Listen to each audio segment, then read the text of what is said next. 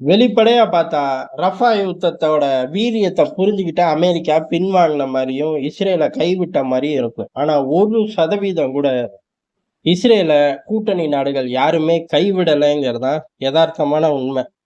இஸ்ரேல எப்படியெல்லாம் காப்பாத்துறார்கள், எப்படியெல்லாம் உலகத்தோட கண்ண கட்டுறார்கள் அப்படிங்கிறத இங்க உத்து பார்க்கணும். காரணம் என்ன அப்படின்னா, நம்ம ஏதாச்சும் பண்ணோம்னா, உடனே கிய்யோ மியோன்னு கத்தக்கூடிய நாடுகள் தான், இன்னைக்கு எப்படி வளைஞ்சு வளைஞ்சு போறார்கள் அப்படிங்கிறத ஒட்டுமொத்த உலகமும் பார்க்குது. உதாரணத்துக்கு அமெரிக்காவ பொறுத்தவரையும், அவர்கள் தர குண்டுல தான் ரஃபால உயிரிழப்பே நடக்குது. அதனால நாங்க தரமாட்டோம் அப்படின்ட்டாங்க. ஆனா உண்மை என்ன அப்படின்னா, 2டே 2 ரகத்தோட குண்டுகள தான் நிறுத்தி வைக்கிறார்கள். அதோட சப்ளைய தான் துண்டிக்கிறாங்க. ஆனா, மத்த எல்லாமே ரெகுலரா தன்னால நடந்துகிட்டு தான் இருக்கு. இது வல்லரசு அமெரிக்கா போடக்கூடிய நாடகம். அப்ப ஒண்ணுமே சப்ளை செயின்ல எந்த டிஸ்டர்பும் வரப்போறதில்ல. அடுத்த கட்டமா அந்த பகுதிகள்ல பெரிய அளவு யார் ஆயுதங்கள பம்ப் பண்றார்கள் அப்டின்னா, பிரிட்டன் தான். பிரிட்டன பொறுத்தவரையும், பிரிட்டன் நேரடியா தரதே இல்லையே அப்டின்ட்டாய்ங்க. என்னடா இது நீ தராம எப்புட்றா உன் நாட்டு ஆயுதம் வரும் அப்டின்னா, நான் கம்பெனிகளுக்கு வித்துக்கங்கிற லைசென்ஸ மட்டும் தான் குடுப்பேன். கம்பெனி டீல் பேசி விக்கிறக்கு நானா பொறுப்பாக முடியும் அப்டின்ட்டாய்ங்க.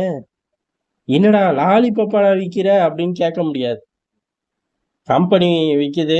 கம்பெனி எப்படி விக்கலாம் அப்படின்னு அமெரிக்கா தடை போடுமா? போடாது. ஐரோப்பா தடை போடுமா? போடாது. அவ்வளவுதான். ரொம்ப சிம்பிள். எந்த தடையும் கிடையாது. எல்லாரும் சப்ளை பண்ணிக்கிட்டு தான் இருக்கார்கள்.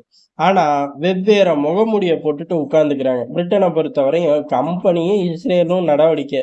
அதோட ஒரு கூட்டு தயாரிப்பு திட்டங்கள், இந்த மாரி விவகாரத்துல நான் தலையிடவே மாட்டேன் அப்படிங்கிற மாரியும், இஸ்ரேலுக்கு ஆயுதம் விக்கிறதுல அதாவது ஒரு அரசாங்கமா எங்களுக்கு எந்த பிரச்சனையும் இல்ல. நட்பு நாடு தானே! ஒண்ணும் எங்க எதிரி நாடு இல்லையே! அப்டின்ட்டு போயிட்டாங்க. அமெரிக்கா ரொம்ப தெளிவு. 2டே 2 ரகத்த நிறுத்தி வச்சுட்டு, மத்த எல்லாம் ஓப்பன் தான். ஐரோப்பால இருக்கிற பிளேயர்கள் என்ன பண்றார்கள் அப்டிங்கிறது தான். அவர்கள பொறுத்தவரையும் எந்த சிக்கலும் இல்ல. நாங்க குடுக்கக்கூடியது எல்லாம் பெரிய குண்டுகள்லாம் இல்லப்பா. சின்ன சின்ன தோட்டாக்கள். Air defence சிஸ்டத்துக்குரிய components. இந்த மாரி விஷயங்கள் தான். பூராமே இஸ்ரேல டிஃபெண்ட் பண்ற மாரி தான்.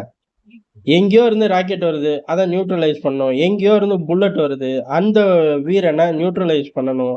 இதுக்கான எக்யூப்மென்ட் தானே நாங்க தர்றோம். இதுல என்ன பிரச்சனை அப்படின்னு சொல்லி அவர்களும் விலகிக்கிட்டார்கள். ஆக மொத்தம் எல்லா பிளேயர்களும் சப்ளை ஜோரா தான் நடக்குது. ஆனா வெளியிலயும், ஐநாலயும் உட்கார்ந்துகிட்டு நான் தரல, நீ தரல அப்படின்னு மட்டும் பொய் சொல்லிக்கிட்டு இருக்காங்களே ஒழிய, எல்லாரும் தரார்கள். இஸ்ரேல காப்பாத்துறதுக்கு துடிக்கிற மாரியே, மத்த நாடுகளுக்கும் துடிச்சா நல்லா இருக்கும். அட்லீஸ்ட் துடிக்காட்டியும் டிஸ்டர்ப் பண்ணாம இருந்தாலே போதும். நம்மள மாரி நாடுகள்லாம் தன்னா பொழச்சுக்கும்.